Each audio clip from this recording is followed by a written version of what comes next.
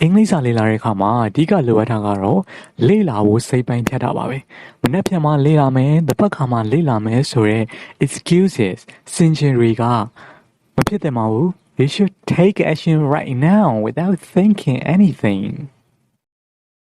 မြန်မာပြည်မှာပြောနေနေတဲ့အင်္ဂလိပ်စာလေ့လာနည်းတွေကိုဆရာစားမချန်ပြောပြပေးနေရမို့လို့ subscribe မလုပ်ရသေးဘူးဆိုရင် channel လေးကို subscribe လုပ်သွားနိုင်ပါတယ်။ Okay, first of all, အင်္ဂလိပ်စာလေ့လာတဲ့အခါမှာ studying English ဆိုတဲ့စာ plain English လို့ပြောင်းသုံးရင်ပိုပြီးအဆင်ပြေပါတယ်။ဘာလို့ဆိုတော့အင်္ဂလိပ်စာကို subject တစ်ခုအစား skill တစ်ခုအနေနဲ့သတ်မှတ်ရမှာဖြစ်ပါတယ်။ Curiosity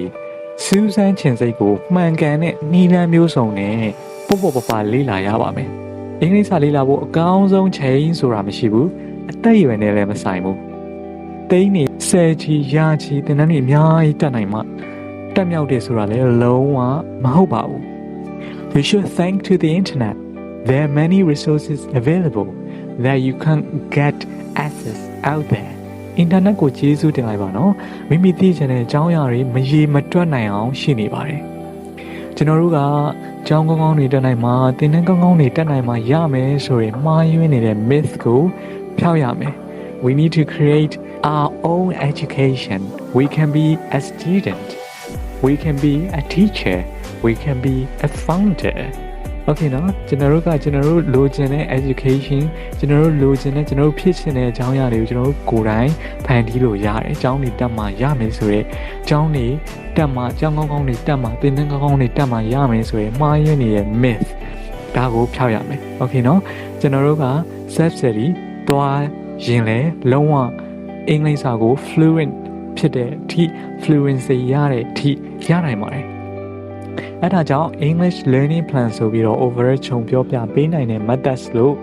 အကုန်လုံးကိုတပြေးညီခြုံပြောပြပေးနိုင်တဲ့ method လို့မျိုးမရှိပါဘူး။ဒါပေမဲ့အင်္ဂလိပ်စာကိုဘယ်လိုစနစ်တကျပုံစံလေးနဲ့မိမိ flow လေးနဲ့ကို flow နဲ့ကိုလေ့လာနိုင်တဲ့ပုံစံလေးတွေတော့ကျွန်တော်ကပြောပြပေးတော့မှာဖြစ်ပါတယ်။ Your progress depends on consistency. ကိုယ့်ရဲ့ဇွဲလုံးလာပေါ်မှာမိမိရဲ့ကြိုးစားအားထုတ်မှုတွေတိုးတက်မှုတွေကမူတည်နေပါတယ်။လူတိုင်းမှာရည်မှန်းချက်တွေရှိကြတယ်။ရည်မှန်းချက်အကြီးကြီးတွေရောက်ဖို့အတွက် tiny achievements or improvements လို့ခေါ်တဲ့ရည်မှန်းချက်သေးလေးတွေက support ပေးတဲ့ foundation အနေနဲ့စရတာဖြစ်တယ်။အဲဒါကြောင့်ဘတ်စင်ငါဘယ်လောက်လေးလာပြီးလဲတိုးတက်သွားပြီလဲဆိုတာကိုပြန်သုံးသပ်ပါ week by week your listening improves အပတ်စဉ်စနစ်တကျ listening skill တက်အောင်များနားထောင်ပေးနေချိန်တိုင်းတာတစ်ခုဒီဥမာ4လ5လ6လရောက်တဲ့အခါမှာမိမိမသိလိုက်ခင်မှာကိုယ့်ရဲ့ improvement ကတက်နေတာကိုသတိထားမိပါခုနပြောခဲ့သလိုမျိုးပဲရည်မှန်းချက်ကြီးကြီးကကိုယ့်ရဲ့ English fluency ကျွမ်းကျင်ခြင်းပြောတတ်ခြင်းနဲ့နေ့စဉ် goal တွေသတ်မှတ်ပြီးတော့အောင်မြင်မှုတိုင်းကို you should celebrate yourself if you have done one part or one session that you have set to start. Okay ကျွန်တော်တို့ကအင်္ဂလိပ်စာလေ့လာဖို့အတွက်သတ်မှတ်ထားတဲ့သင်ခန်းစာလေးသတ်မှတ်ထားတဲ့ listening session လေးတွေကိုနားထောင်ပြီးတဲ့အခါမှာ celebrate လုပ်ပါ Okay နောက်တစ်ချက်ကတော့ကျွန်တော်ပြောချင်တာကဥပမာမနက်ပိုင်းကိုပုံမှန်လေး6နာရီ9နာရီထားပေးပါ10နာရီ9နာရီထားတဲ့အဆင့်တွေကိုဖျောက်ပါပြီးရင်မိမိကြိုက်တဲ့ English song တခြင်းလေးကိုဖွင့်ပြီးတော့နားထောင်ပါပြီးရင်စီးမျောမယ်ကျွန်တော်ကအင်္ဂလိပ်စာလေ့လာတဲ့အခါမှာပျော်ရွှင်မှုကိုခံစားရလာလိမ့်မယ်အဲ့လိုမျိုးလေးအင်္ဂလိပ်တခြင်းလေးတွေကိုနားထောင်တဲ့အခါမှာမိမိလေ့လာနေတဲ့ဘာသာစကားကိုရင်းနှီးလာမယ်ချစ်လာမယ်ပို့ပြီးတော့လေ့လာခြင်းစိတ်လေးတွေဖြစ်လာမယ်ဒါကိုကျွန်တော်တို့ကဘာလို့ခေါ်လဲဆိုတော့ emotional changes လို့ခေါ်တယ် Okay အဲ့ဒါဆိုတော့ကျွန်တော်မေးခွန်းလေးတွေမေးမယ်ပြီးရင်ဘာကြောင့်အင်္ဂလိပ်စာလေ့လာချင်တာလဲတခြင်းလေးနားထောင်ရင်လည်းတွေးပါ ask yourself why you are learning English I give you 5 seconds to think of that ကျွန်တော်5 second ချိန်ပေးပါမယ်တွေးပါဘာကြောင့်အင်္ဂလိပ်စာလေ့လာချင်တာလဲ Okay ရပြီလို့ပြောလိုက်ပါတယ်နောက်တစ်ခုထပ်မြင်ပါမယ်ပုံမကောင်းမွန်တဲ့ဘဝကိုပိုင်ဆိုင်ဖို့ဝင်ငွေတွေများများရဖို့လို့ I give you 5 seconds to think of that Okay the next question ဝင်ငွေတွေကမိမိနဲ့မိမိမိသားစုအတွက်လားပြီးတော့ကိုကဇိမ်ခံပစ္စည်းတွေနဲ့သုံးကျင်လို့လား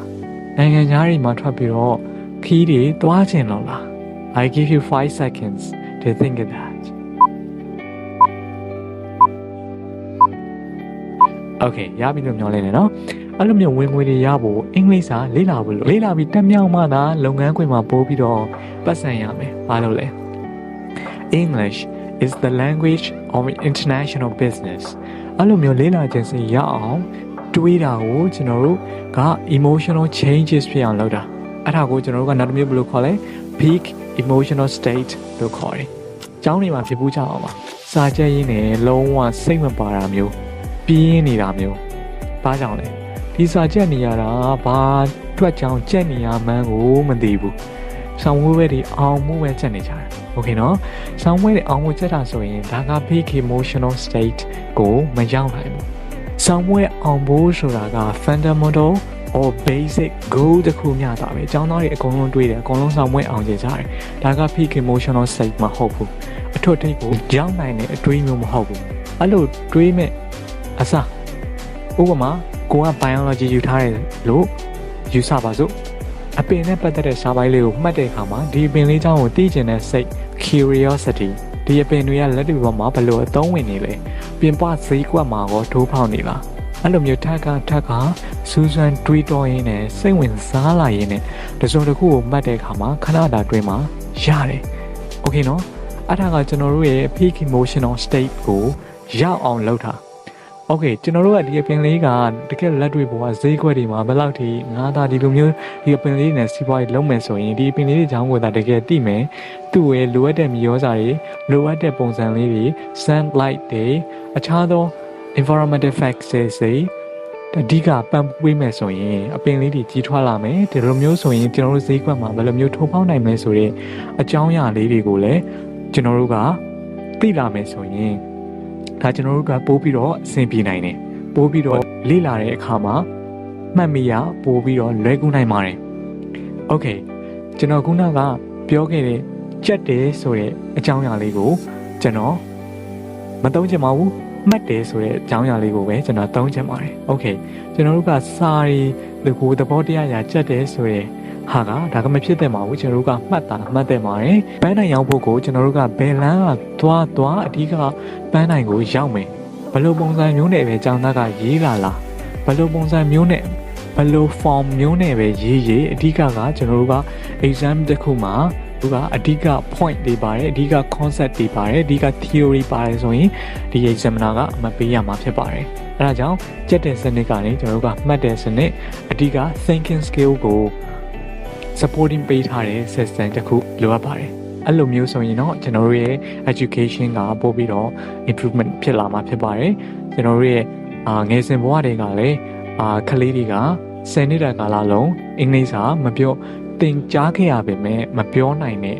ပြဿနာတွေရောနေတော့မှာဖြစ်ပါတယ်ပျောက်ကွယ်တော့မှာဖြစ်ပါတယ်။ Okay အဲ့ဒါဆိုကျွန်တော်တို့ပြန်သွားမယ်။အဲ့လိုမျိုးစိတ်တက်ကြွအောင်တခြင်းလေးဖွင့်ပြီးဆောင်ရွက်တာကမိနစ်30ကြာကောင်းကြမယ်။ Okay နေ့လည်လောက်ရောက်ရင်ကျွန်တော်တို့က mini story လေးတွေနားထောင်မယ်။ဖြစ်နိုင်ရင် like ပြောမယ် response လုပ်။ mini story လေးနားထောင်ခြင်းမှုဆိုရင်ကျွန်တော်တို့က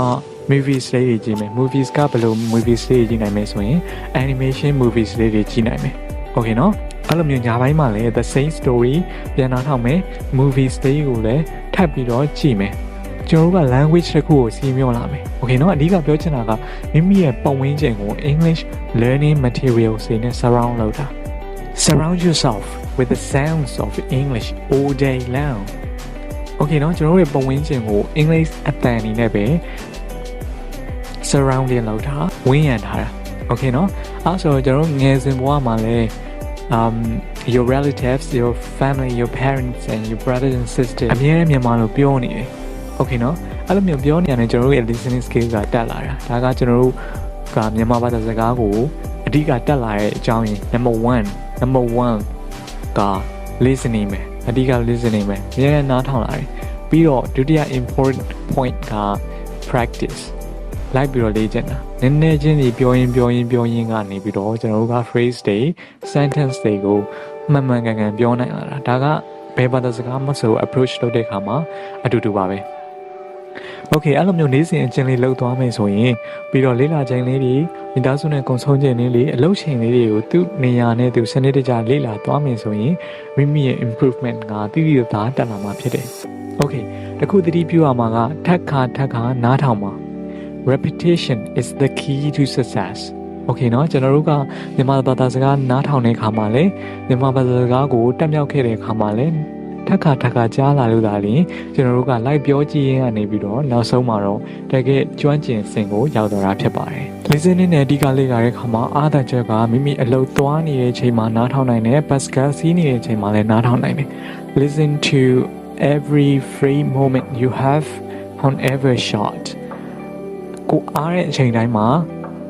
နားထောင်နိုင်တယ်ဒါကအချိန်တိုင်းတာတစ်ခုတူကောင်းတူနိုင်မယ် Fill every moment of your life with English ကျွန်တော်တို့ရဲ့နေ့စဉ်ဘဝမှာအင်္ဂလိပ်စာနဲ့ surround လုပ်ပါအင်္ဂလိပ်စာအမြဲတမ်းနားထောင်နေပါအင်္ဂလိပ်လိုပဲရေးပါအင်္ဂလိပ်လိုပဲပြောပါဒါဆိုရင်အင်္ဂလိပ်စာမတတ်စရာအကြောင်းမရှိပါဘူး 100% guarantee လုံးဝ100%အာမခံပါတယ်ဒီလိုမျိုးဇွဲကြီးနဲ့စနစ်တကျလေးလာမယ်နားထောင်မယ်ဆိုရင်ဒါကအောင်မြင်မှုရဲ့လမ်းစာပဲပြင်းပြင်းထန်ထန် peak emotional state နဲ့လေးလာသွားမယ်ဆိုရင်6လအတွင်းမှာမထင်မှတ်ထားတဲ့ improvement တစ်ခုရတော့မှအသေးကြပါပဲကိုဘယ်တော့မှအာမင်ခဲ့ပါနဲ့ confident ရှိပါ no one is perfect not even native speakers English native speakers တွေတော့မှအကုန်လုံးမမှန်ပါဘူး okay เนาะ